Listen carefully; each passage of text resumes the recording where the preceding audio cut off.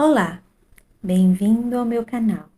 Eu sou a Cristiane e neste vídeo eu vou te contar a história de Hades, um deus da mitologia grega.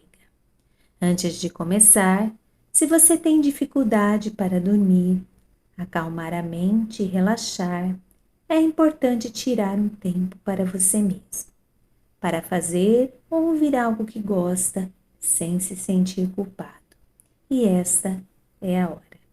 Agora deite-se em uma posição confortável para escutar a história. Solte os braços, as pernas, relaxando o seu corpo. Feche os olhos, se assim desejar. E vamos começar. Quando enterravam seus mortos, os gregos tinham o costume de colocar uma moeda sob a língua dos cadáveres para que eles pudessem pagar pela travessia do rio Estige. Era o demônio Caronte que remava o barco. As almas que não tinham o dinheiro da passagem eram obrigadas a esperar na margem do rio. Às vezes, elas voltavam ao mundo dos vivos para assombrar aqueles que não haviam dado a elas o dinheiro necessário. O outro lado do rio era cercado por um muro enorme. O portão era guardado por Cérbero, um cão de 3 cabeças que se alimentava de carne viva e atacava todos, exceto os espíritos. Do outro lado do portão, em Tártaro, havia um enorme campo coberto de álamos. Ali ficavam os mortos, heróis, covardes, soldados, pastores, padres, menestréis, escravos. Eles andavam de um lado para outro e, quando falavam, sibilavam como morcegos. Aguardavam o julgamento de 3 juízes, Minos, Radamante e Eaco, aqueles que de alguma forma haviam provocado a ira dos deuses recebiam um castigo especial. Sísifo, por exemplo, foi condenado a empurrar uma pedra montanha acima. No entanto, sempre que chegava à metade do caminho, deixava a pedra escapar e era obrigado a recomeçar. E assim ele deveria passar toda a eternidade. Tântalo, por sua vez, foi punido com uma sede infernal e preso no interior de um lago de águas límpidas e frescas que chegavam à altura de seu queixo. Mas a cada vez que ele se inclinava para beber, a superfície do lago baixava e ele não conseguia matar a sede. E assim, da mesma maneira que Sísifo, ele deveria passar toda a eternidade. Mas esses são casos especiais. A maioria das almas era considerada simplesmente morta, nem particularmente boa, nem particularmente má.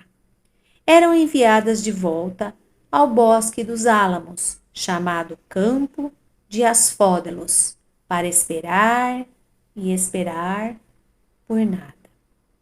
Os que eram especialmente virtuosos eram enviados aos campos elíseos, não muito distantes. Ali era como se fossem férias permanentes. Ouvia-se música por todos os lados e as almas dançavam o dia inteiro e a noite inteira também, pois mortos não precisam dormir. Além disso, os espíritos nobres podiam renascer na terra se assim desejassem.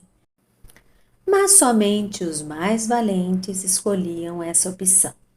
Havia um lugar especial nos Campos Elíseos, o arquipélago dos abençoados, reservado àqueles que já haviam nascido e morrido 3 vezes. Hades vivia em um majestoso castelo de rochas negras na companhia de sua rainha. Ele tinha ciúmes de seus irmãos e raramente saía de seus domínios. Era terrivelmente possessivo e ficava radiante com a chegada de novas almas. Ao fim de cada dia, exigia que Caronte fizesse uma contagem de todos os seus súditos. Jamais permitia que um deles escapasse, muito menos que um mortal visitasse Tártaro e voltasse à superfície da terra. Essa regra teve apenas 2 exceções, mas essas são outras histórias. O Palácio de Hades e os campos vizinhos formavam um território chamado Érebo, situado na parte mais profunda do mundo subterrâneo. Embora não houvesse pássaros em Érebo, ouvia-se ao longe o bater de asas, pois ali moravam as Eríneas, ou Fúrias, entidades mais velhas que os próprios deuses. Seus nomes eram Tisífone, Alecto e Megera. Pareciam bruxas, com serpentes no lugar de cabelos, olhos vermelhos e dentes encardidos. Brandiam chicotes com taxas de metal e, ao encontrarem uma vítima, açoitavam-na violentamente, deixando-a em carne viva. A missão delas era visitar a terra e punir os malfeitores, especialmente os que haviam escapado de outra punição qualquer. Os mortais evitavam pronunciar o nome das terríveis criaturas e preferiam se referir a elas como as Eumênides ou as Generosas. Hades tinha um grande apreço pelas Eríneas.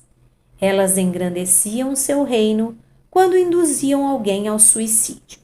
Além disso, quando voltavam de suas rondas, elas sobrevoavam o palácio e relatavam o que tinham feito durante o dia, bem como as últimas novidades das terras distantes.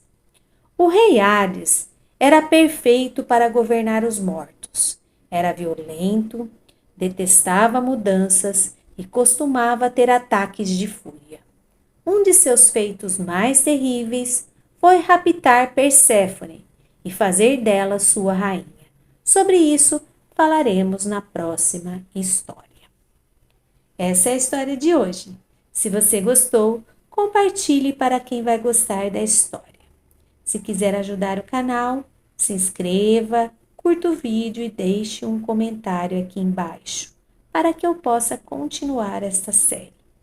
Obrigada pelo tempo que você passou comigo hoje. Temos um encontro amanhã com uma nova história para dormir.